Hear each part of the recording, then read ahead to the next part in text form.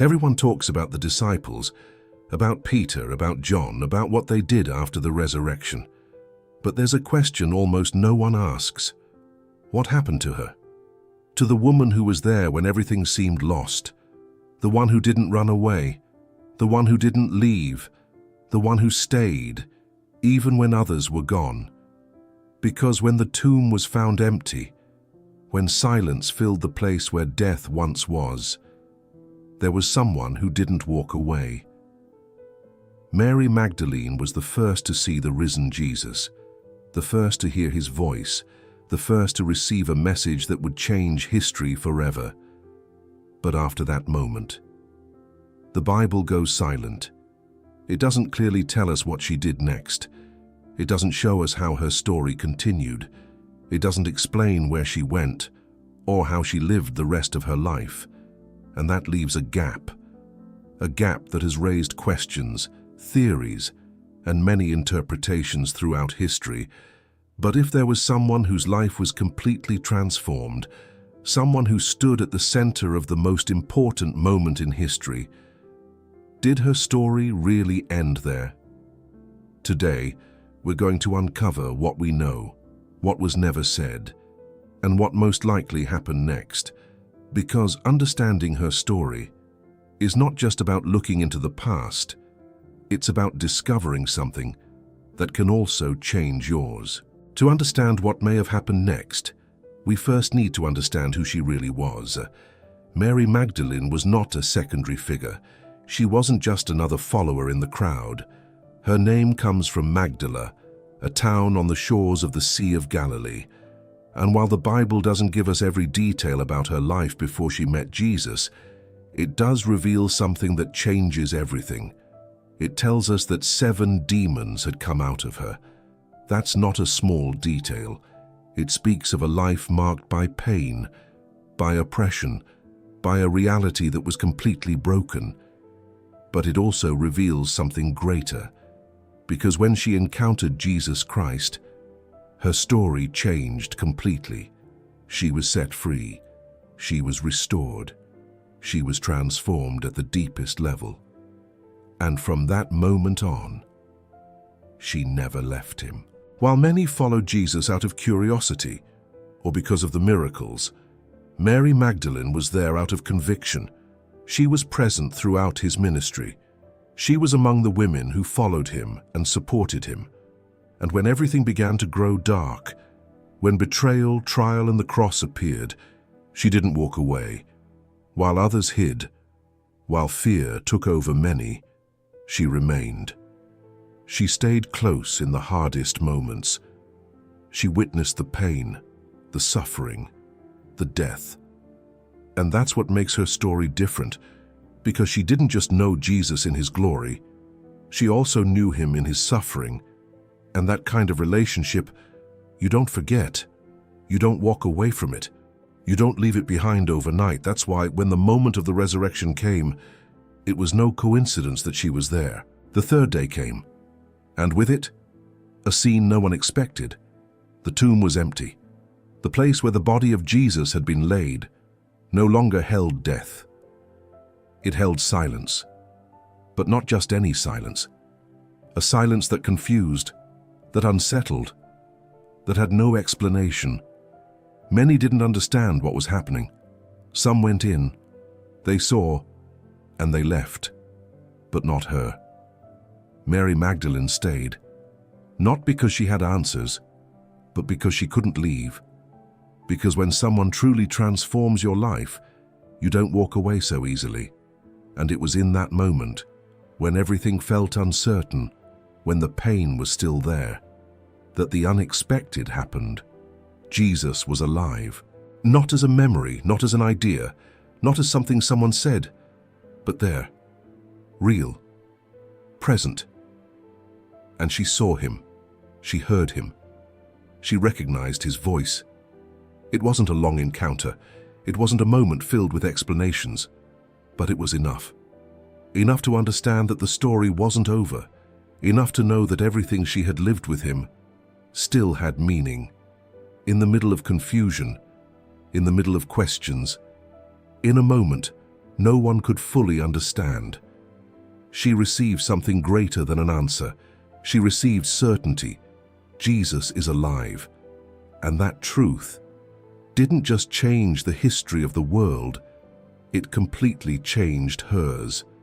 Because from that moment on, she was no longer the same woman who had come to that tomb. Something inside her came alive, something that doesn't fade. When you know that death did not have the final word, and that leads us to the most important question. What did she do after seeing all of this? After that encounter, she didn't stay silent. Mary Magdalene was not just a witness, she was sent. In a moment filled with confusion, when fear still held many back, and when no one really knew what to do, she was given a mission to go and to tell what she had seen. This was not something small. This was not just another message. It was the announcement that Jesus Christ was alive, that death had not held him, that everything he had said still stood. And she went. She went to the disciples, the same men who had walked with him, who were now hiding, trying to understand what had just happened. And she spoke to them, not from theory, not from something she had been told, but from what she had lived, from what she had seen with her own eyes. And that makes her something that is often overlooked, the first to proclaim the resurrection, the first messenger of the news that would change the world, before Peter, before John, before the others. She carried the message. But there's something important here. That moment, as powerful as it was not the end of her story. It was the beginning. Because someone who has been transformed, someone who has seen, someone who has experienced something like this, doesn't just go back to life as if nothing happened. They don't fade away, they don't disappear. And yet, after this, the Bible doesn't tell us much more about her. And that's where everything changes.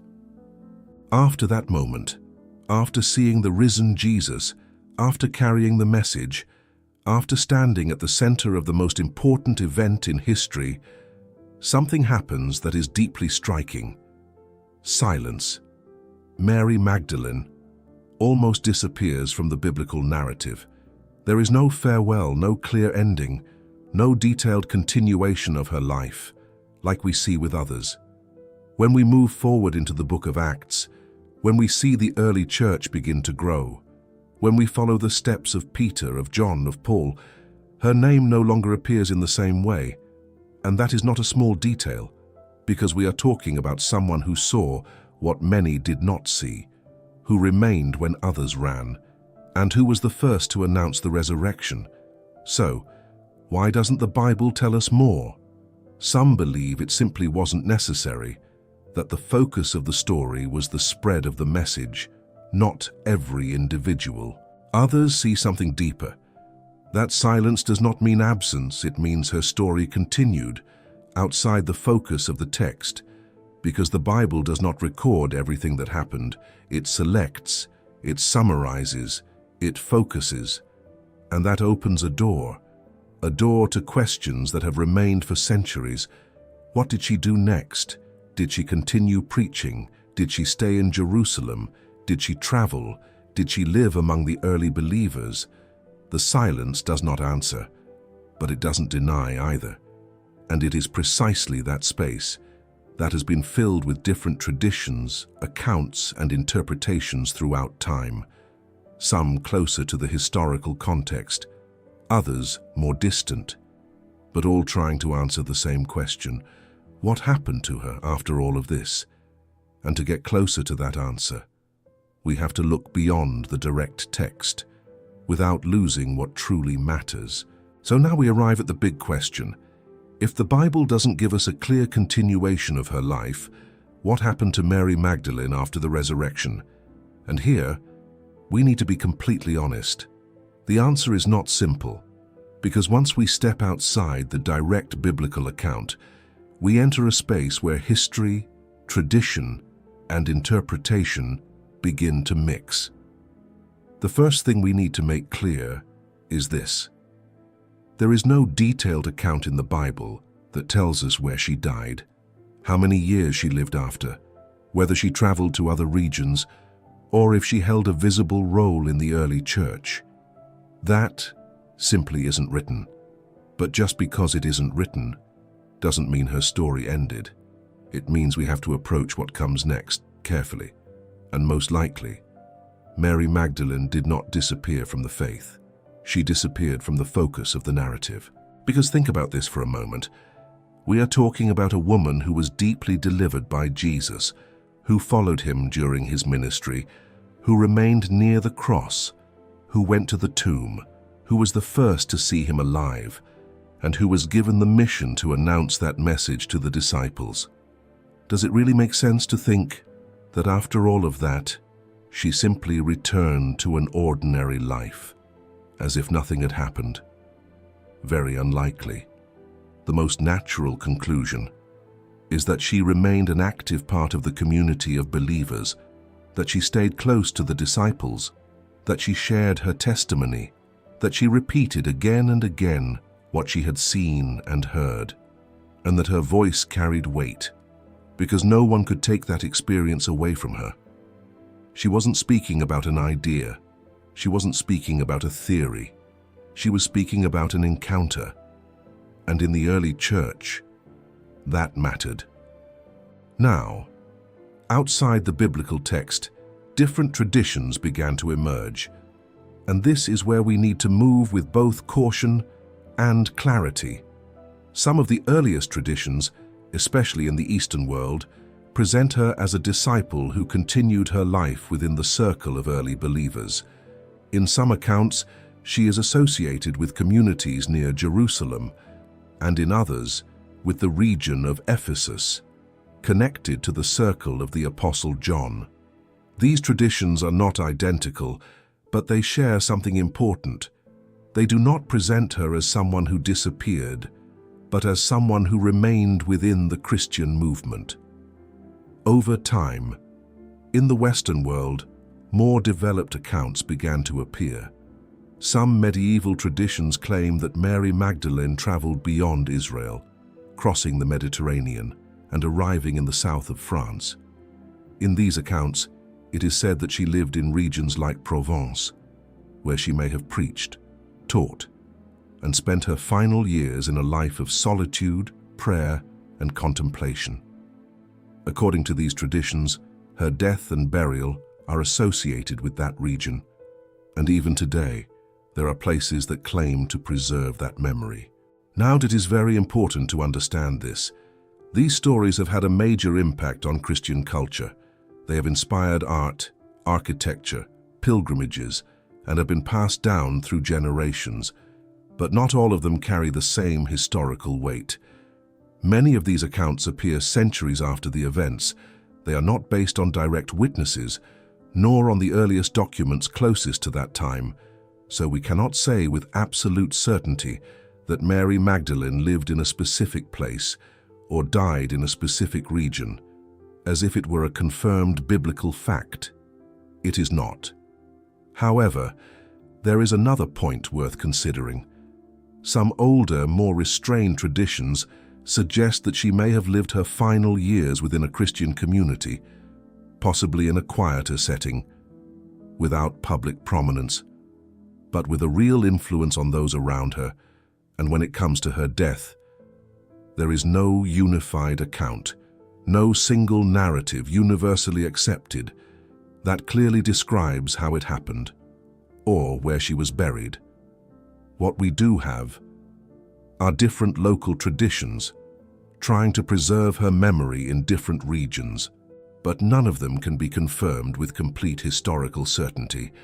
And this is where everything returns to what truly matters, because over time, many misconceptions were also built around Mary Magdalene. Some confused her with other women in the Gospels. Others attributed stories to her that the biblical text never affirms. And centuries later, theories began to emerge, trying to turn her into a figure surrounded by hidden secrets, mysterious relationships, or esoteric messages. But when we return to the foundation, when we go back to the heart of the Gospels, the image that remains is much clearer, much stronger, and far more powerful. Mary Magdalene was a woman restored by Jesus, a deeply faithful disciple, a witness of the cross, and the first messenger of the resurrection. And from that place, the most likely story is not one of disappearance, but one of perseverance. Maybe not with the public prominence of Peter or Paul, maybe not at the center of the book of Acts, maybe without a detailed record of her journeys or her words, but still, as a living part of that first generation that carried, defended, and proclaimed the most powerful message of all: Jesus is alive. And perhaps that is the deepest reason why her later story was not told in greater detail, because the focus was never meant to elevate her figure, but to point to the one she saw risen. The story of Mary Magdalene doesn't end in what we know, or in what we were not told. It ends in what it means. Because beyond the details that were never recorded, there is something that is completely clear. Her life was transformed, not just on the outside but at the deepest level. She went from being oppressed to being free, from carrying a heavy past to walking with purpose, from living in darkness to becoming someone who had seen the light. And that was not a temporary moment. It wasn't just emotion. It wasn't something that faded when circumstances changed. It was real transformation. And that transformation is reflected in something simple, but deeply revealing. She remained. She remained when it would have been easier to leave. She remained when she didn't understand everything. She remained when the pain was still there. And that says everything. Because today, we often look for quick answers. We want immediate clarity. We want to understand everything before we move forward. But her life shows us something different. That there are moments when you won't have all the answers, and still, you can choose to remain. To remain in what you believe. To remain in what you know is true. To remain even when you don't see everything clearly. And maybe that's what someone needs to hear today, that your story is not defined by your past, that what you've been through does not define who you are, that what God can do in your life is far greater than what you've been carrying. But also, that transformation requires a response, because Mary Magdalene was not only transformed, she responded, she stayed, she sought, she believed, and she kept moving forward, even without having the full picture. And that's where this story stops being just a story and becomes an invitation to look at your own life, to ask yourself if you've been walking away, when deep down, you know you're meant to stay. If you've been waiting to understand everything, when what you really need is to trust. If you've been focusing more on your past than on what God can still do in your life today. Because in the end, the story of Mary Magdalene is not just about what happened after the resurrection. It's about what happens when a life is truly transformed, and that transformation doesn't stop. It keeps going. It moves forward. It becomes a life that, even if it's not always at the center, even if it's not always recognized, still carries purpose, still carries impact, and still points to something greater. And if something in this story spoke to your heart today, don't ignore it, because it's not a coincidence that you made it this far. It's not a coincidence that you heard this story all the way to the end. Maybe, just like Mary Magdalene, there's something inside you that is being stirred, something calling you to remain, to trust, to let go of what no longer defines you, and to step into what God can do in your life.